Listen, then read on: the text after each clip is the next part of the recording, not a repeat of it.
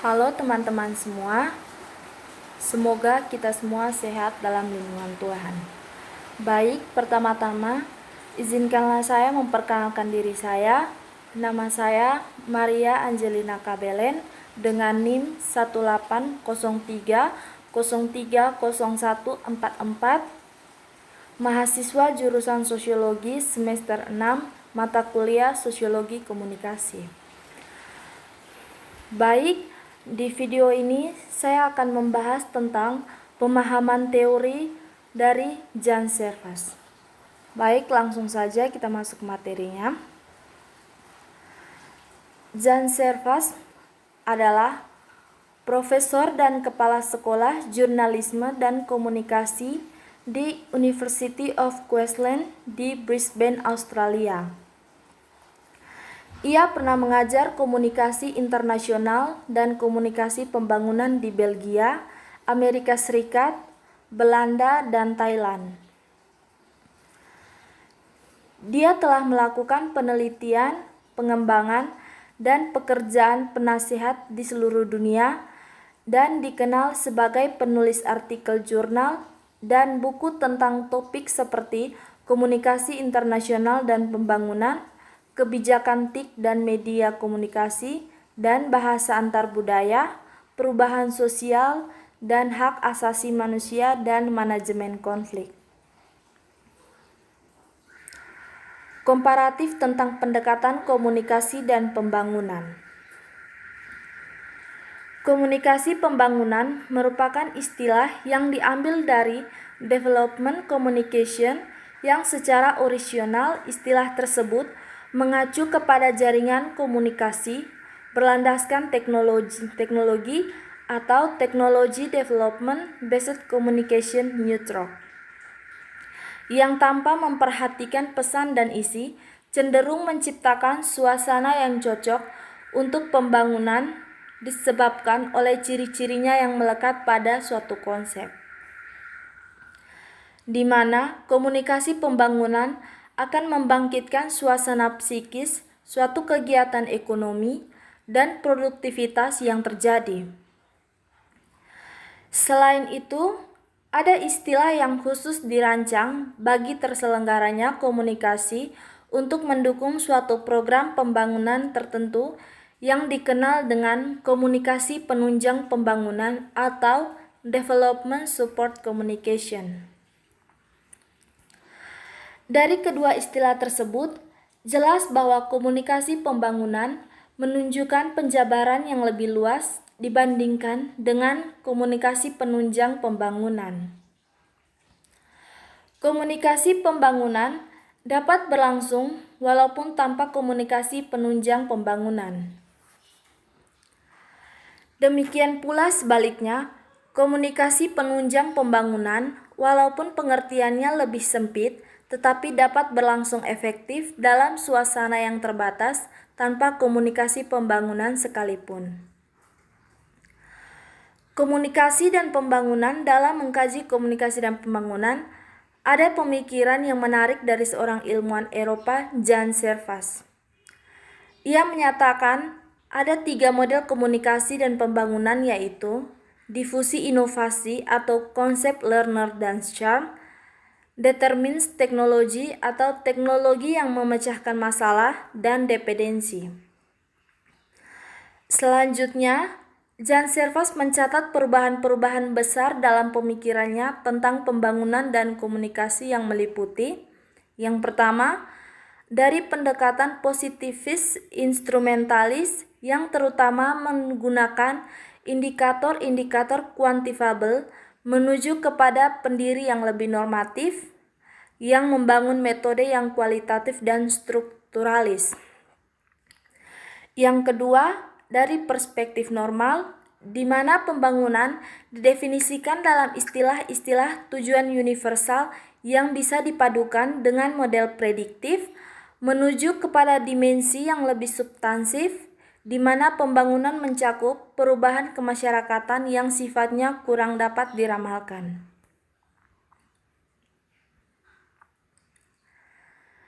Di mana komunikasi yang pada hakikatnya adalah proses sosial dan proses psikis yang menyangkut banyak manusia yang satu sama lain saling berbeda kepentingan dan berbeda pula antara masyarakat sebagai kumpulan manusia itu dengan pihak penguasa.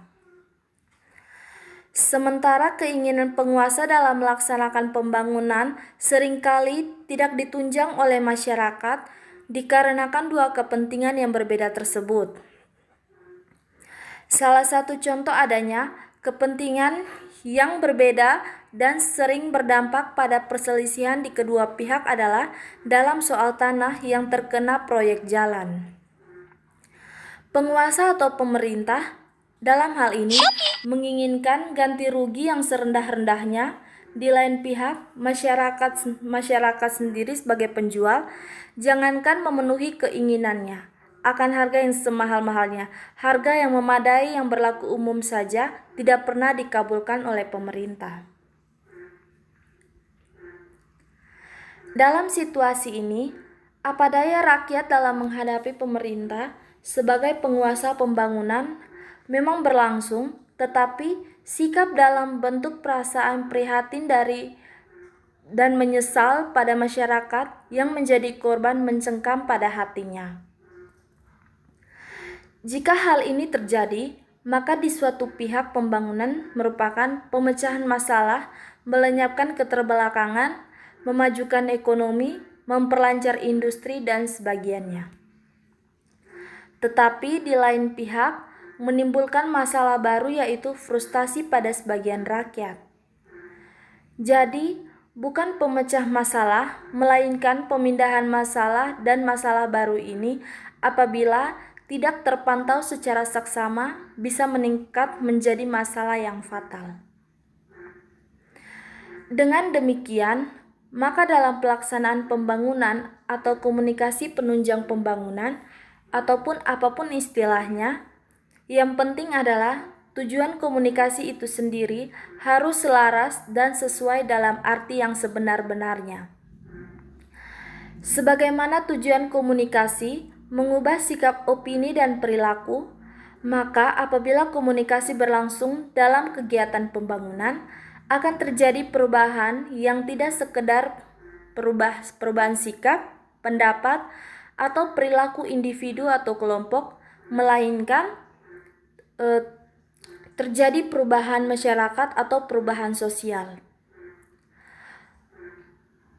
Pemikiran para ahli komunikasi untuk merubah orientasi komunikasi yang tidak sesuai dengan pembangunan sedang dilancarkan untuk diselaraskan dengan strategi pembangunan.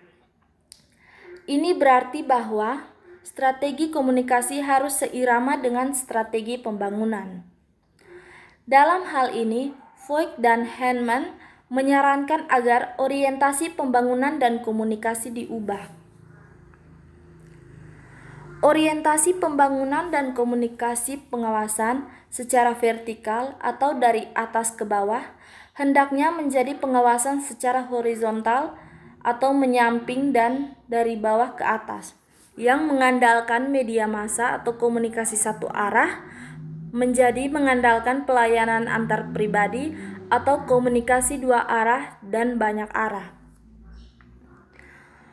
Orientasi propaganda menjadi orientasi pelayanan. Pembangunan berdasarkan sosialisasi palsu diubah menjadi pembangunan berdasarkan partisipasi. Orientasi teknis atau ekonomis menjadi orientasi kebutuhan hak dan hak manusia. Tujuan identitas, integritas, dan kesatuan nasional menjadi tujuan identitas dan solidaritas subnasional atau kepentingan etnis dan kelompok. Kemudian, pembangunan yang diberi ciri arahan kultural dan artistik kadang-kadang sensor hendaknya diubah menjadi pembangunan yang diberi ciri kreativitas, kultural, dan artistik, atau kadang-kadang opsi pembangunan yang berorientasi jawaban menjadi pembangunan yang berorientasikan permasalahan atau pertanyaan, pembangunan yang berorientasikan produk diubah menjadi pembangunan yang berorientasikan proses. Komunikasi pembangunan di Indonesia. Perbedaan dan pasti berbeda komunikasi pembangunan di Indonesia dengan komunikasi pembangunan di negara-negara lain karena subjek dan objek yang terlibat dalam komunikasi pembangunan itu memang berbeda. Ini disebabkan oleh kekhasan dalam tujuan negara, sistem pemerintahan, latar belakang kebudayaan, pandangan hidup bangsa, dan nilai yang melekat pada rakyat, yakni rakyat Indonesia yang Bhinneka Tunggal Ika. Untuk menyatukan persepsi tentang makna pembangunan, ada baiknya jika mengacu pada makna yang dirumuskan oleh wakil-wakil rakyat yang tertuang dalam garis-garis besar haluan negara atau GBHN yang menegaskan bahwa pembangunan nasional dilaksanakan dalam rangka pembangunan manusia Indonesia seutuhnya dan pembangunan seluruh masyarakat Indonesia. Hal ini berarti bahwa pembangunan tidak hanya mengejar kemajuan lahirlah seperti pangan, sandang, perumahan, kesehatan, dan sebagiannya, atau kepuasan batiniah seperti pendidikan, rasa aman, bebas mengeluarkan pendapat yang bertanggung jawab, rasa keadilan, dan sebagiannya, melainkan keserasian dan keseimbangan antar keduanya. Bahwa pembangunan itu merata di seluruh tanah air, bahwa bukan hanya untuk suatu golongan atau sebagian dari masyarakat, tetapi untuk seluruh masyarakat dan harus benar-benar dirasakan oleh seluruh rakyat sebagai perbaikan tingkat hidup yang berkeadilan sosial yang menjadi tujuan dan cita-cita kemerdekaan kita. Untuk mempertegas makna istilah komunikasi pembangunan, terkhusus di Indonesia, sesuatu dengan pengertian yang dirumuskan dalam GBHN, maka dapat dinyatakan sebagai berikut. Komunikasi pembangunan adalah proses penyebaran pesan oleh seorang atau sekelompok orang kepada khalayak guna mengubah sikap, pendapat, dan perilakunya dalam rangka meningkatkan kemajuan lahirnya dan kepuasan batiniah yang dalam keselarasannya dirasakan secara merata oleh seluruh rakyat. Ciri khas pembangunan di Indonesia adalah penekanannya pada keselarasan antara aspek kemajuan lahirlah dan aspek kepuasan batiniah yang tidak terdapat pada pengertian pembangunan di negara-negara lain. Faktor keselarasan tersebut secara implisit mengandung makna keserasian dan keseimbangan. Penegasan bahwa keselarasan antara keserasian dan keseimbangan menjadi ciri khas pengertian pembangunan di Indonesia karena aspek-aspek lainnya bersifat universal dan berlaku di mana-mana. Yang berikut, komunikasi pembangunan di kawasan Asia. Dewasa ini, banyak orang asing, banyak mempelajari ilmu dan apa saja yang datangnya dari negara yang satu ini. Salah satu superpower negara di Asia yaitu Jepang. Kita mau mengambil satu perbandingan ini dalam rangka melihat keberhasilan bangsa Jepang yang sejak kala perang tetap menang pada masa damai. Demikian ungkap yang sering dilekatkan pada bangsa Jepang. Pada dasarnya, bangsa Jepang memiliki kepribadian yang mantap dan padu. Hal ini dapat terbentuk berkat politik isolasi selama 250 tahun Koshogunan Tokugawa. Selama masa pengasingan diri tersebut, bangsa Jepang relatif tertutup dari berbagai pengaruh luar sehingga kontak antara budaya yang terjadi terbatas di antara suku-suku yang berdiam di Kepulauan Jepang. Dalam melakukan hubungan bisnis, orang Jepang banyak aspek budaya Jepang yang mesti diperhatikan. Tanpa memperhatikan atau memahami ketujuh karakteristik orang Jepang, maka akan sulit bagi orang asing untuk bekerja atau berbisnis dengan orang Jepang. Di samping itu, masih terdapat sejumlah kekhasan Jepang lainnya yang juga mesti diperhatikan dalam melakukan komunikasi dengan mereka.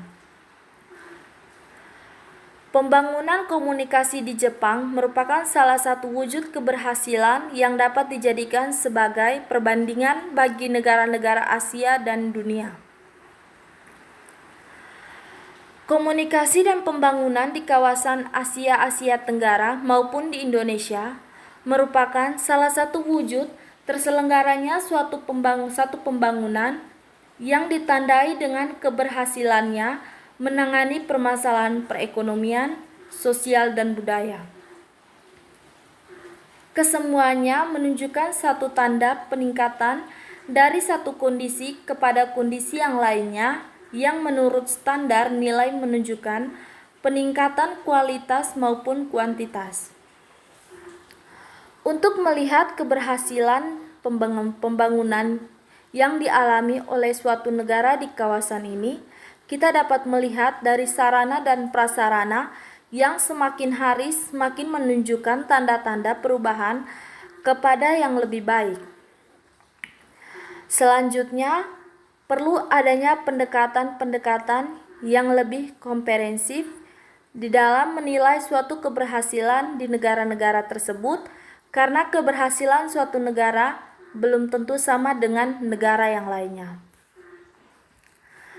Baik, sekian dari hasil presentasi saya. Mohon maaf bila masih terjadi banyak kesalahan. Sekian dan terima kasih.